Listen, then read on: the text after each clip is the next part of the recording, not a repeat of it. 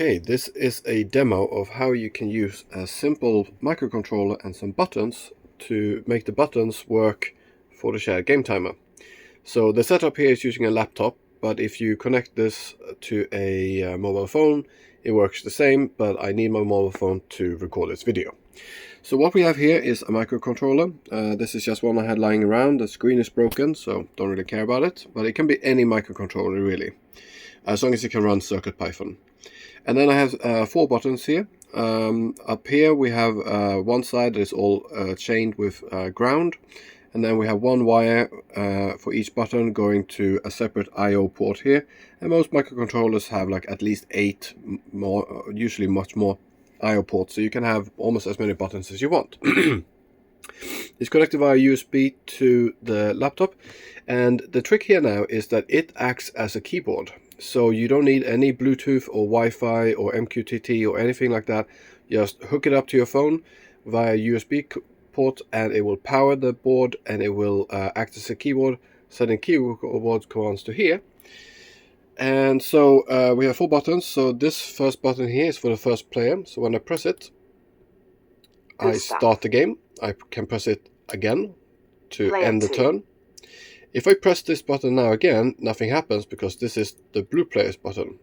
Player 2 is here. So if I press this button, Player 3, it ends the turn.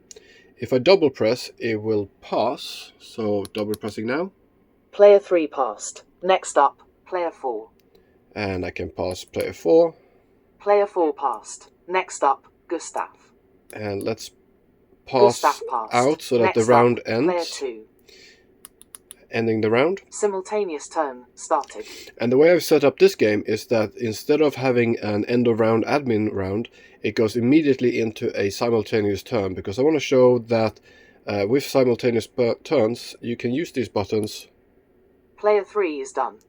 To finish the players. Gustav is done.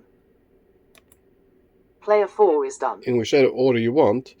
And when everyone has finished the simultaneous turn, it will then automatically go into the next round. Simultaneous turn finished. Back to Gustav. Right. So, like I said, it's a very simple setup. These microcontrollers, like, you can use almost any one that will run CircuitPython. It can be the simple one, and so it will probably cost like $5. And the buttons are super cheap, and the wires. The only trick here now is that to get this looking nice, you have to run wires between all the buttons, and then you have to have buttons, and there's many different kinds of buttons. They all work the same, but you need some way to, a button that looks nice and that you can make it so that it sits flat on the table, and so this is more of a wiring and designing challenge rather than a coding and or anything complicated challenge. The code for this setup is extremely simple. This is the entire code that does all of this. So it's super simple but quite effective. Now you won't get any fancy things like lights indicating whose turn it is or anything like that, because then information has to go from the game to the microcontroller, and right now it's just a keyboard. So it can send information to the game, but not the other way around. But if all you want are buttons, this is a great way of doing it. Yeah, that's it. One more thing. If you want to try doing something like this, then and you need support in any way, please reach out to me. Just let me know.